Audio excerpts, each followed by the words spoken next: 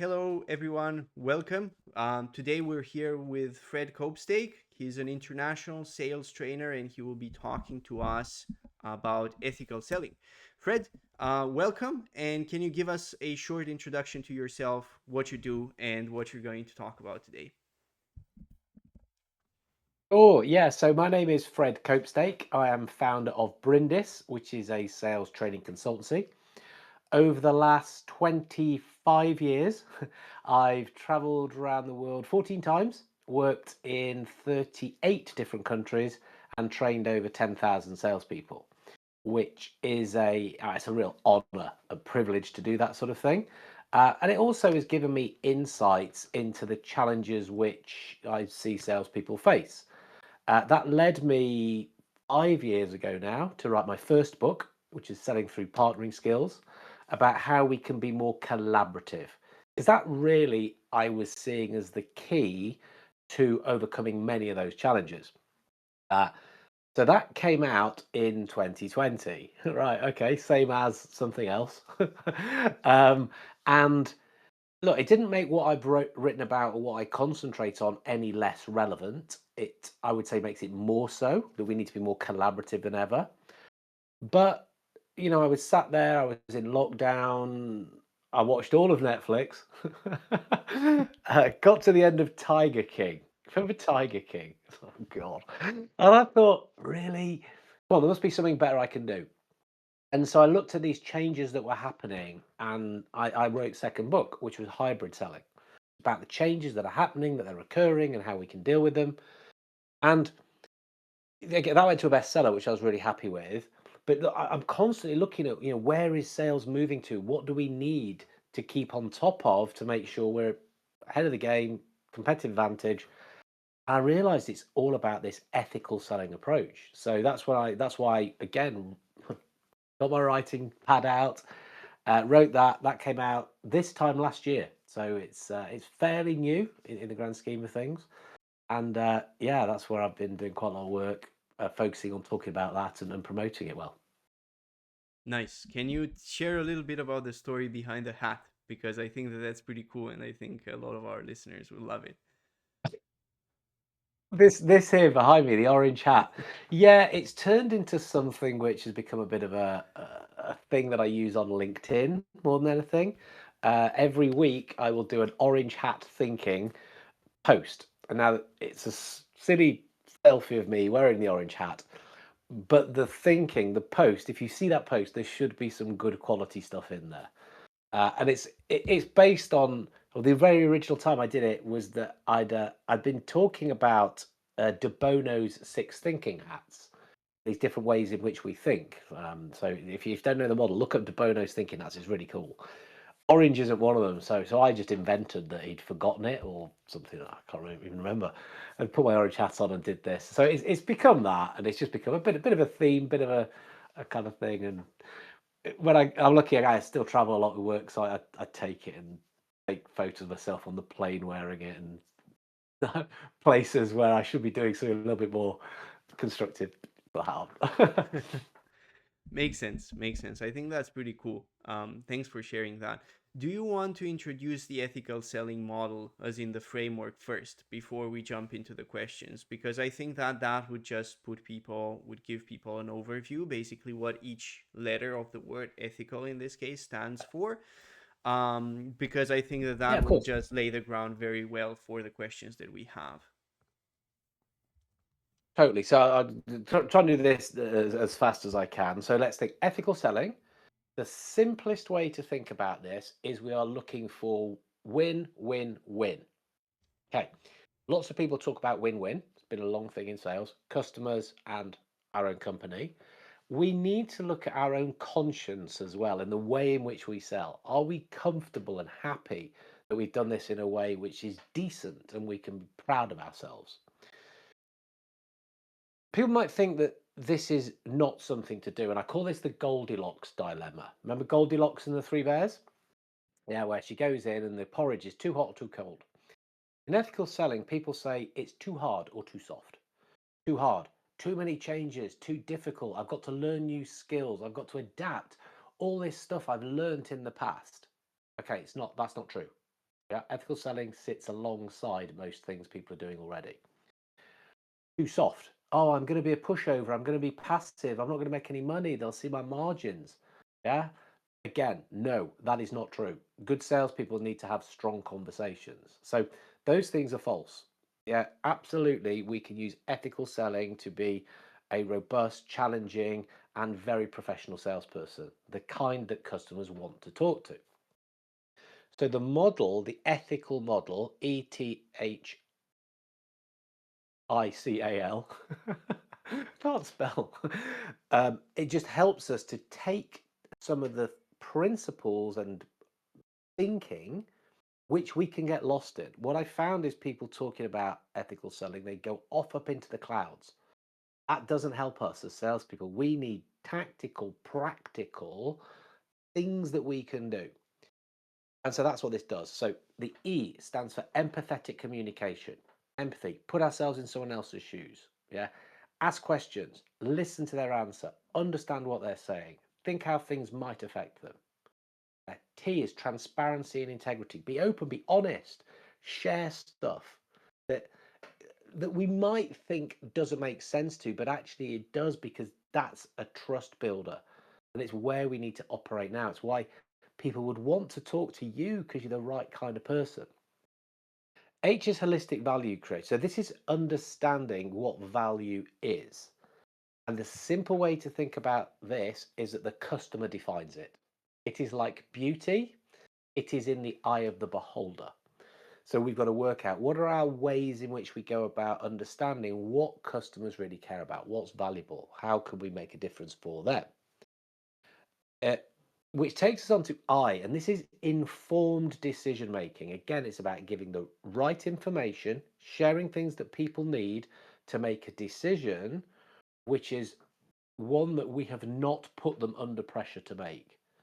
That pushy, manipulative, close sell is not smart. People do not like it, does not work. So we give people the information and we guide them in the way they think. And the C is about collaborative relationship building. And really, that's about the first book I wrote. That's about think like a partner. If you think like a partner, so you want to collaborate, you want to sit alongside somebody, you want to help them get to where they want to get, and it's a smarter way of operating. So that might take us to A, which is adaptive negotiation. So again, how do we negotiate? What is negotiation? It's trying to get to a point of agreement. How do we do that? Again, are we being manipulative? Are we using fake empathy, tactical empathy? I do not like this concept. Yeah. Are we sort of actually trying to win at their expense? Or are we generally still looking for win-win, and the way in which we conduct that discussion and prepare and use swapsies, trades, if you then I, backward and forward, we get to this point where we're all happy. L is learning and growth. So a good salesperson is constantly going to be learning, constantly growing, constantly trying to make themselves better at what they do. That's part of ethical selling, I think, that we try to be our very best. There we go. That's a fastish version. We go into quite a level of depth, obviously, in the book and some of the other things that I do. There we go. That's the beginning piece of thinking. Hope that's okay, Tudor. Yes, that's fantastic. Thanks for sharing, Fred. So that's really good. I think that we can move into the questions. The questions are very much aligned with the topics that you're discussing. What I will do, because they're not going to show in the recording, is I will read them myself. I'll read the question Yep. and then you answer it. And if we get questions that come Yep. in live from people in the chat, they can put them there as well. We're going to take a Yep. pause and go to the chat first before we continue with the questions that were asked. Is that okay for you? Yeah, yeah. You fire them to me. I'll concentrate on answering them. I might just have to Sounds make a good. little note of what they are as you're telling me. So Sounds that's why I good. have my pen I'll in my start hand. one by one. So I'm I not ask writing and my weekend shopping list. yeah, makes sense. Makes sense. Great. So the first question, this user is asking three questions. I'll start with the first one. what do you think is the most overlooked principle in ethical selling today? And I will add to that also why you think it's the most overlooked. What is the most overlooked? So let's define overlooked and let's use that the definition of the least done. Yeah, so there's different ways we could define overlooked. So the least done is, sadly, it is probably something to do with transparency element.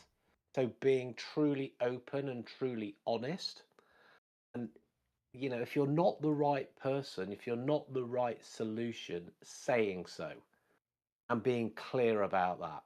Rather than saying, well, no, I need to push and manipulate somebody to this point. It's like, no. And actually, this is a tactic I talk about in the book, which is a very powerful tactic to build trust. One I learned from a guy called Todd Capone, who wrote The Transparency Sale. And this is to lead with a flaw.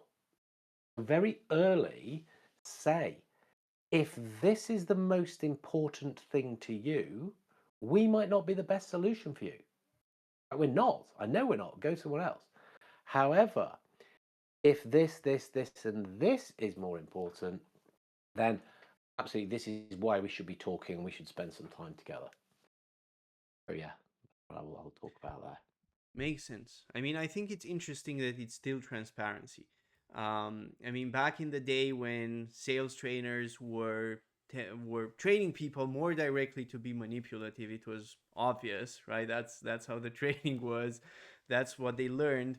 Um, I think it's also the fact that with the rise of the internet, people just have access to a lot more information. And this access to a lot more information obviously contributes to the need for much bigger transparency. Everybody just being aware of things means that you lacking transparency as a salesperson isn't going to work. And I think part of the problem is that we still carry a certain element of baggage from the past. Yeah, I think you're 100% right. It's that's why it's just not a smart thing to not do it, because you're going to get caught out.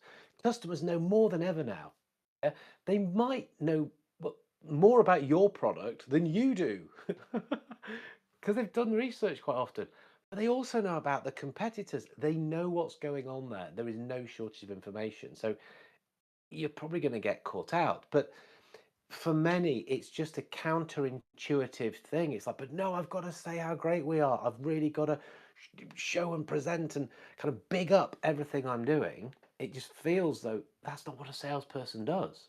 And this is where we're trying to change that concept. Say, no, it's absolutely what a salesperson does. Because our job is to try to help people buy rather than try to sell our stuff. And so there's a bit of a kind of mindset in that as well. Again, some people struggle with. Makes sense. Let's go to the next one. How do you balance being persuasive with staying ethical in your sales approach? So, I suppose that this question is sort of underlying a tension between persuading and being ethical. First, obviously, do you agree with that? And second, how would you answer it? Well, I think I've started to answer it just just before, didn't I? When I'm saying like, what's our job? Is it to make somebody buy something, or is it to help them to make the right purchase? Okay, so if we are using skills that we've learned to take somebody down a route that isn't best for them and it's only suiting us, and that's kind of what we're using our persuasion skills for, we've got to look ourselves in the mirror and go, am I happy with what I'm doing and how I'm doing it? Yeah. Now maybe we are using persuasion. Again, there's a whole episode, isn't there? There's a whole discussion around what persuasion is, but we're using techniques to help people think, to take them in a certain direction for their good. This could be, uh, giving a little bit of pressure. I've got to be careful with that word, but some pressure in how they think. Then I'd say that's okay because our intention is good, our intention is honorable. But if we're turning up because I'm in this call because I want somebody to do something that I want them to do, which benefits me, I don't really care about whether it's good for them or not. I think we need to be thinking quite carefully about our choices there. Do you think about this mainly from a morality angle or from a pragmatic angle? Like it's not actually going to work for you? Uh, Probably more pragmatic, partly because I am more pragmatic, and yeah, who am I to be telling people about their morals? I'm not the judge and jury, but from a purely, you want something that's going to work better and actually help you hit more target, not manipulating people in a kind of bad way is smarter because that's a bit short term and you might, yeah, you might gain straight away, but they'll notice soon enough, won't they? And your reputation, your personal brand, whatever you want to call it, will start to take a hit. And it's not smart in the grander scheme of things. So, from a pragmatic point of view, it just makes sense, let alone morals and values and virtues and everything else. I agree with that because I think that if you look at it in the long run, most sales are going to come from previous customers. So if you do things that are basically harmful for previous customers, you don't actually build on top of what you've built before, so to speak. You start from ground zero all the time. Obviously, that's going to be a lot less efficient than actually doing it right from the get go. Yeah. Yeah, and so it's from current customers because they're going to buy more from you. Most of the people I deal with will be kind of looking for ongoing customer Exactly. relationships. Well, that's hard if you've done bad stuff Exactly. early on. But equally, it's referral or just your. I mean, I use the word reputation. Your reputation in your marketplace because people talk. Most markets are actually fairly small, fairly incestuous. So yeah, yeah, or personal brand. I tend to use the word reputation. I talk about reputation enhancement rather than personal branding. But that's because the people I talk to tend not to like the term personal branding. But hey, it's all very, very similar. It has been a bit overused, to be honest with you, for sure. Okay, that's great. So thank you for answering that. The next one, what's one ethical line in sales you believe should never be crossed? Ethical line should not be crossed. Um, oh, that's a really good one. Like never ever line. This should not happen. Um, yeah, again, you're asking me to be a little bit judge and jury here, but um, an easy answer to this is lying, but there's different shades of lying, are there not? We have a white lie, yeah, from actually not wanting to hurt somebody, which is why I might use a white lie to. Is the other end of the spectrum a black lie, which is just downright, absolutely deceitful, dishonest, trying to? I've never actually thought about. I probably have a better answer, but um, I guess I guess if we're talking about this in ethical selling, it's about doing things which are 100% in my own interest, the salesperson's own interest, and not at all in the interest of the customer at all. The being that self-sensitive, and it's somewhere along there. So I'm not really not answering the question, am I? Because they're asking for a line, aren't they? And a kind of a fixed thing. There are such grey areas, I think, when it comes to this. Um, but I'm thinking, if we're leaning towards dishonesty, deception, then that's sort of where the line is. I think that that's Half answered also that, I think. highlighting Would you- something very. I was going Sorry, to say, go what do on. you think on this one? Yes, so I think that that's also highlighting a very interesting point because I think that generally dishonesty, even if it's a white lie, is ultimately going to be harmful to the relationship between the people. I believe in any case, even if it's a white lie, there is a way for you to be honest about that. And I think that in the long term that's going to be better for the relationship, because there's many relationships, especially in sales, where people don't really say what they mean. And when they don't say what they mean, they're each shooting for a certain goal, but they're sort of second guessing each other, and they're not trying to basically solve a common problem. They're coming at it from an adversarial position, if you want. um, and ultimately that destroys the trust in the relationship, and I've seen this happen multiple times. And it can happen even in innocuous ways, like you don't realize it's actually happening, but for example, you have a certain clause in your contract and the other party wasn't aware of it or didn't know about it, stuff like that, and then it becomes a problem and they feel that you cheated them, even though that may have not been your intention at all. So I think finding a way to be super transparent and super honest in a radical way is hard, because you're right, you can hurt people's feelings, but I think that it's important to try to do it. Obviously, we're all human, and it's not always going to be possible. But at least in my experience, the honesty part is probably the most important part of the relationship, because if there's not radical honesty over time, things are going to come in and they're going to skew things in a way that's not so positive, and may end up destroying the relationship. Yeah. So what you're saying there is actually a big black terrible lie, which just shatters everything straight away. Okay, we can see the effects of that, but you're saying that little kind of thing that's just tipping away because that can actually Yeah. do quite a lot, like water dripping onto a stone. Ultimately, it's gonna. Yeah, yeah, yeah. That's what No, I've that observed. And I've observed the contrary. Like, even in a case when something like that happened, if you can get the other party to have an honest and open conversation, and I've had, as the CEO of our business, I've had situations like this. If you can get the other party to have an open and honest conversation where each side openly talks about, like, look, I think that what you did there hurt me, here's why I was upset. I think that that can be a very productive conversation, obviously, so long as the ego doesn't come into it.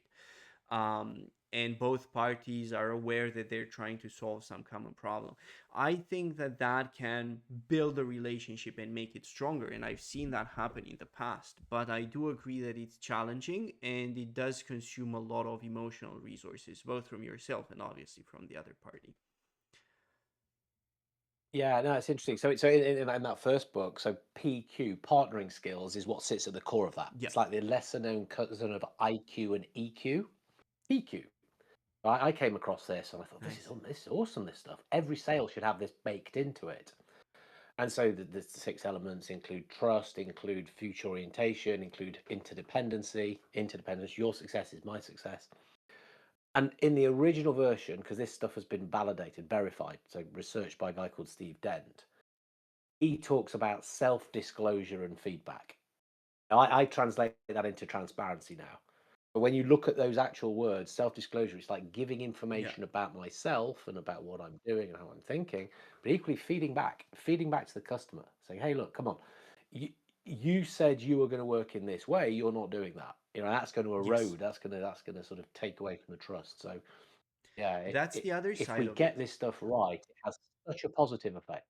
That's the other side of it, because very frequently I hear salespeople just saying to clients whatever the client wants to hear, even though that's not ultimately going to be helpful for the client. It just sort of creates an illusion of, things being good when they're actually rotten below the surface. And at some point, that's going to come out, right? Like it always does. You can only outrun it so much. And I just think it's a losing strategy, because by the time it comes out, let's say that the client is not doing so well, but he, for whatever reason, he thinks he's doing well. When the results come out, right, and he actually sees by the numbers that he's not doing well, who is he going to blame? Right? That's going to be you, No, right? And it is tough. It- I'm literally having a conversation at the moment with a client like this, where it's like, we want to do this. And it'd be easy for me to say, yeah, we'll do that. I can do that. Done loads of that. But I'm looking at it, going, it's not the right thing to do. It's not the right thing for you to do. For you to get the success you want, you need to go down this route. Yeah, but we want to do this, we want to do this, we got this thing. No. I could literally just say, fine, boom, Give me the the purchase money. order. Let's Yeah. do it.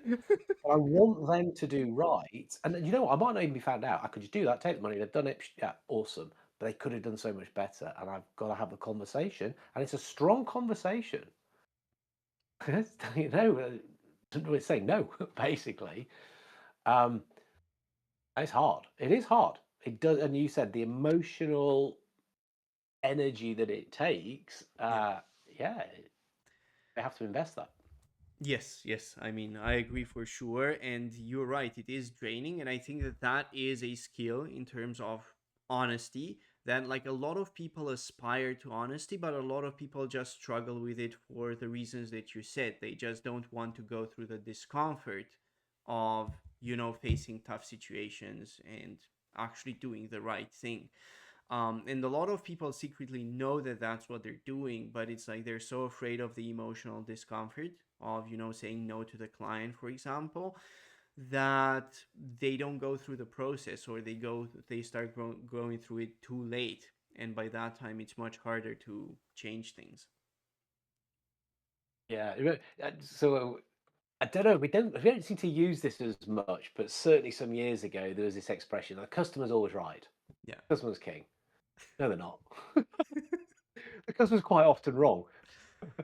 um, but how do we point that out, discuss it, get them on a better path for them? That takes quite a lot of skill, of communication skill. And a lot of that comes back to you asked me to do the skip through the model. Those questioning skills.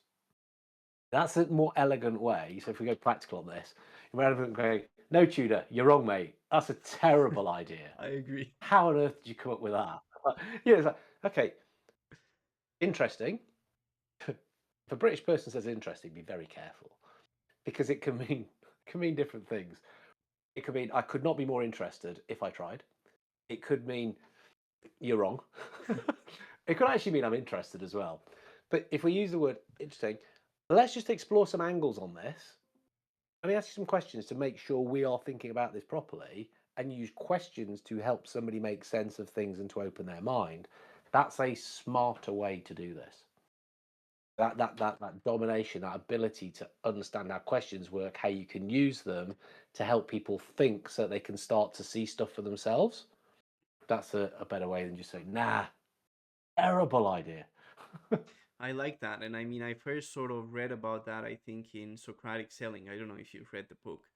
But Yeah, it's very much focused on asking questions, but not in a manipulative way, right? Because you can ask questions that are very manipulative to a buyer. Like, for example, you could ask, if you buy this, do you see how you're going to be so much better off? Right? That is a manipulative question. I don't think that that type of question is necessarily good. There are other ways to ask for the same thing, but which give the control to the buyer. And I think that this issue of yeah, control is important because, like, the extreme example is the type of question like, are you still beating your wife, right? That's sort of the yeah, extreme example of a skewed question, because you're asking for the answer that you want back directly. You're sort of not giving any freedom to the other party.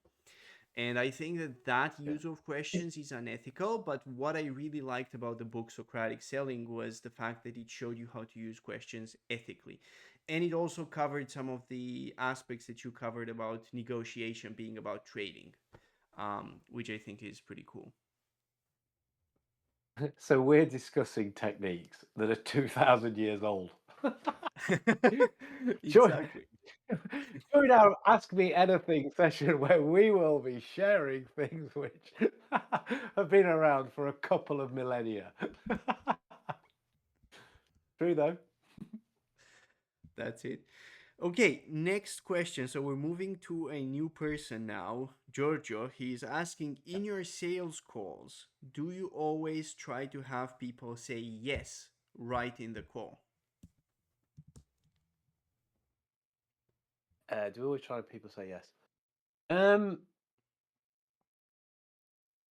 So let's just define a sales call. So sales calls, again, a definition is always important. Here. Sales calls come in many different shapes and forms. It could be a cold call where the objective is to try to just move it into the next stage, which could be a meeting. Yeah. It could be that the call, we're actually using that language to be a whole meeting. So we're kind of going more into discovery. It could even be presentation. Yeah. Even negotiation. So a sales call is a lot. Um, Reflecting on any of those, and certainly the first one. So I'm going to make a bit of a guess, a bit of an assumption, which is not always a good thing to do, but he might be talking about trying to get an appointment, trying to get a meeting, trying to move them down our funnel. The answer is no, because they might not be right. So again, the concept we're qualifying, that call is to qualify, isn't it? It's to like, hey, this person isn't right for us. We're not right for them. It makes no point in us moving on. So, if we're kind of defining that yes as yes, let's go to the next step. Unless the next step is, it was great to have a little chat, we're not right for each other, but hey, we're around, things might change. I don't think we would want to be trying to do that. Do you think it also depends on what you're selling? Because obviously, some things, I mean, the type of stuff that we are selling, myself and also in your case, you, are things that are, they're intangibles, first of all, and they can be customized and adapted in 1,000 different ways to the person and their challenges. Do you think that it Yeah. makes a difference if you're making doing a transactional sale? Let's say selling a physical product, which is, here's your vacuum Yeah. cleaner. You're going to somebody's house. Here's your vacuum cleaner. Here's what it does. They demo it for you. Do you think that it matters if it's a more transactional sort of sale versus a consultative one? Or do you think that the same process should be applied but to a different extent?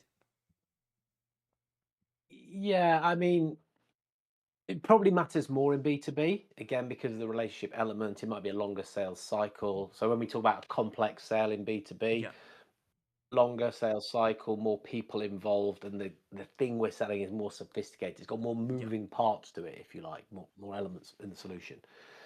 Um, I mean, really, even in a transactional sale, we should still be trying to act ethically and kind of work in a way which is best for all parties. The vacuum cleaner, okay, we're never going to see that person again. We'll move into a different town. We'll be selling vacuum cleaners somewhere else. But what is that leaving behind? Actually, next time they come to buy it. But what's that doing to you? I mean, kind of, are you comfortable in doing that? That you've gone along the street, you've sold everyone vacuum cleaners. We've already got vacuum cleaners. So are you okay with that? What might be the damage on there? Um, what I'm thinking, what I was just writing here when I was just reflecting on the question is, and again, to try to be tactical, to try to help the person who asked that in the way that they could operate. I came across a fantastic way of closing. So it was written, it's from a book called The Perfect Close, written by a guy called James Muir. Um, and when I spoke to him, he's like, yeah, James, perfect close. Why is it perfect? He said, because it works 95% of the time. Whoa, mate, how do you know? He said, because I've researched over 1 million calls and I've seen this language pattern. Oh, whoa, that's pretty cool. And tell me what it is. He goes, right, before you have to do other things correctly. You can't just turn up and ask this. Ta-da! Why did it work? You've got to do whatever the objective of that call, whether it's an SDR type prospecting call, discovery call, presentation, but you can end them in a similar way, which is asking a question, which is, does it make sense for us to? And then you've got to understand what it makes sense to do, and you place this thing. Does it make sense for us to set up a further meeting, or does it make sense for us to put together a proposal? Does it make sense for us to? And they can answer yes to that. Of course they can. Brilliant. Happy days. They can also answer no to that. And by the way, this is a low pressure, informed decision making type close because you're not actually pushing them in any I agree. direction. You're just asking, does it make sense? And if they say no, what do you think the next step should be? that you go away and never talk to me again in my life. Okay, what? Yeah, or actually, we don't need the proposal yet. You should probably go and speak to our technical department first and get their input. Oh, okay, brilliant. Yeah, we'll do that then. So rather than kind of worrying whether I need to get to yes, it's like kind of I need to do the things right to ask that question, and whether I get a yes or no, I know what I'm going to do. If I get a yes, brilliant, we move on. If I get a no, well, what do you think the next step would be? Could be nothing. Could be, oh well, we just do this thing. So Mm-hmm. maybe that will help the person who asked the question a little more.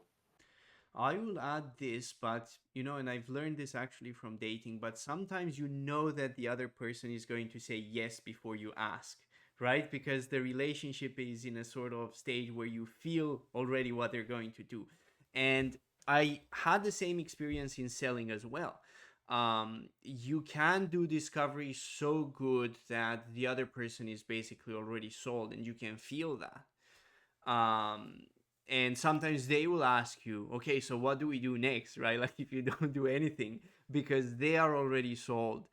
um and I think that it's interesting. I think if you pay attention not just to what people say but to how they're feeling in the process, which is like a layer deeper, I think you can start developing that sort of sensitivity, and I think that that's very useful. Certainly, I find it a lot more useful than the attitude that some sales trainers promote, which is like, going there super confident, super pumped up, super enthusiastic. I think those can be useful skills, but you can certainly do it in a way that's off putting to the prospect as well and shows that you don't really understand them. And you're super pumped up, you're there, but who's good are you there for? What you're actually trying to Yeah. achieve, and for who, and the rest of it. Yeah, there is maybe there's a bit of a division in the world of sales. Some people like that stuff. It's quite popular. It's brilliant on TikTok and stuff. Because people kind of like it. That's what selling is, isn't it? Okay, I don't think so. Yes, But I I'm mean, not I talking. If someone truly believes that, I'm not really talking to them anyway. I'll have to. I'd love them to change, but that's probably not target audience. I'd prefer to be speaking to people who are kind of already get this yeah. and want to apply it better. Makes sense. Makes sense. Okay, next question from the same person from Georgia. Do you think sending a proposal after the sales call can work, or should you book a follow up call? In brackets, he says, never had much luck sending a proposal via email after the call. Again, and all these, that's a classic "it depends" question. But I think maybe the answer is in the question there. If they've not had much success in when they've sent it, it would be crazy to keep trying the same thing um, and expecting a different result. I mean, that is the classic definition of insanity, isn't it? So, yes, if you can set up so you can present it back and explain to people what's going on. Uh, by the way, I quite like having the discovery and demo, or kind of understanding the customer's needs and then giving the presentation proposal separate. Because I think when you try and do it all together, you rush that and you go more into yourself. Yeah. So I am going to do it in a separate movement. It means you do focus on them more, which is great. So that's good. Then when we look at what that proposal is like, you can't always get back in, speak to people. Are you sending a quote or are you sending a proposal? So the difference between these things is a quote is like kind of the part number and the price. The proposal has got the reasons that people would buy. So the simple structure for this is that you have a background to what it is you discussed, and that is really about their business. I go to their website, put about us, put it in, change their name. That's what they like saying about themselves. Bang, done. The next piece is the important bit that you've really had to work on. Needs. What are their needs? What have you spoken about that they need to do? The pain, if you want to use that word. Don't use that with customers, but it's the pain that they've got, the problems they're trying to solve, opportunity maybe. That's what's come out of the conversation. Put that in. Then we've got the solution to that. So these two pieces have got to match. You've told me that's what you're trying to do. This is the way in which we can help you do that. The next little section, so you can see I'm like on the screen talking about sort of almost like this is the template. It's his template. You fill in these bits. Why us? Now, actually, that's probably already written. That's all the bit where you do talk about yourself. That standard bit that most people start far too early on. Yeah, that goes in there. And then you've got the investment, the price, whatever it is that we need to charge them to do that. And next to the price, put a summary of what it is they're getting. And by that, I don't mean the things, I mean the value, I mean the benefits. This used to be the hardest piece to write in a proposal. I spent ages trying to distill all this stuff and put three, magic number three, yeah, 3 bullet points. Now you go to ChatGPT and say, can you read this stuff and just summarize it in 3 separate bullet points? Bang. And that goes in because that's the first thing people read.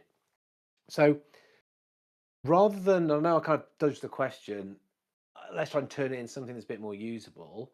Yes, try to go back, but even I would prepare that because that's the basis of what I'm going to present. Whether I actually have it and I'm using it, or whether I've kind of got this under the table and I'm going, right, what you told me is these are the issues you've got. Yeah, and this, here's it. So you got that as your little thing to work through. So that's how I would tend to use proposals. So rather than like a black and white yes no, that might be some stuff to help. I hope. Makes sense. I think that that is very useful because it does give a structure. It sort of goes into his next question, funnily enough. But before I ask, Okay. I'm just being mindful of your time. Do you have more time, or do we need to end basically at 2 p.m.? We'll need to finish in 5. We need to finish. Sorry about that. I've got Okay. Yeah, no another problem. call. Yeah. I've got an important client call after this. Okay. So, final question then, because we're not going to have time to go through all of them. Do you use scripts or just a general framework, which is sort of what you've already gone into to a certain extent? Both. I bet people are saying Fred's wasted as a sales trainer. He should be a politician. He doesn't actually answer the questions at all. But I'm trying to do it to give value. So when I say both, if it's something that's new, I would probably write the script for it. And then when I get comfortable doing that, I can start to ad lib a little bit more. For instance, I've just started using native video in LinkedIn. Yes, I'm recording it for people.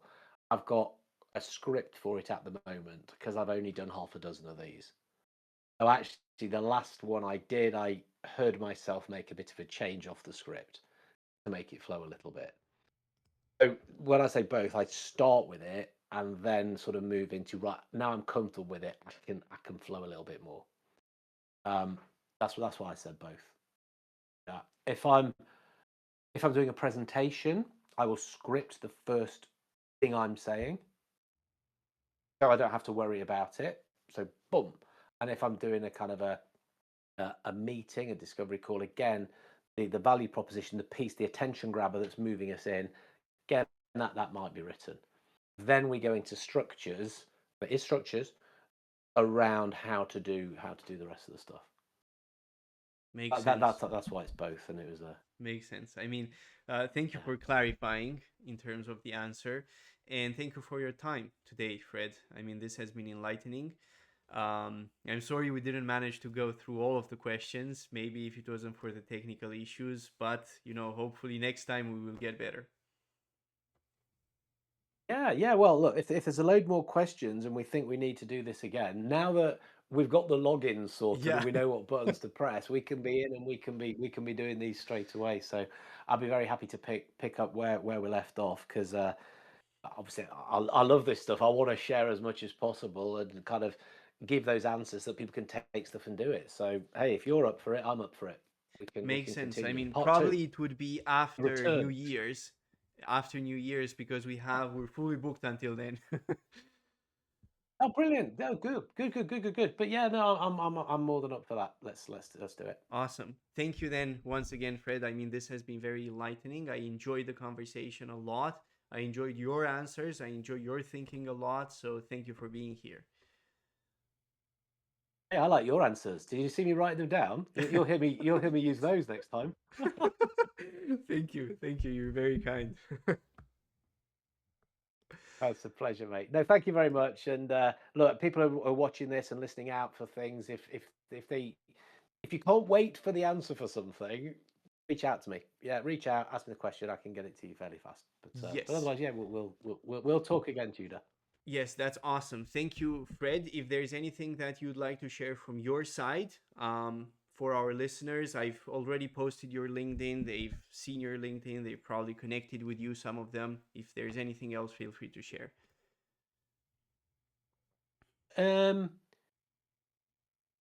What I would say to them is be aware of the Institute of Ethical Selling. Have a little look at that. So the Institute of Ethical Selling has taken that model that we spoke about and it uses it at its core to give a little bit of training around it, which is kind of assessed along the way. Get to the end, pass the assessment, you're certified. You can use the Certi key on your email signature, LinkedIn profile, wherever to say, hey, look, this is the kind of salesperson I am. This is what I do. This is how I go about stuff. That's there, and it has two levels of membership. It's got free and premium. So even the free membership, you can do that. So yeah, I'm an ambassador for that. So thank you for reminding me to do my ambassadorial duties and share that. So that's a cool thing to have That's a look at. awesome. That's awesome. Thank you then so much, Fred, for being here. And yes, let's stay in touch. Take care. Stay in touch, mate. Take care. Take care.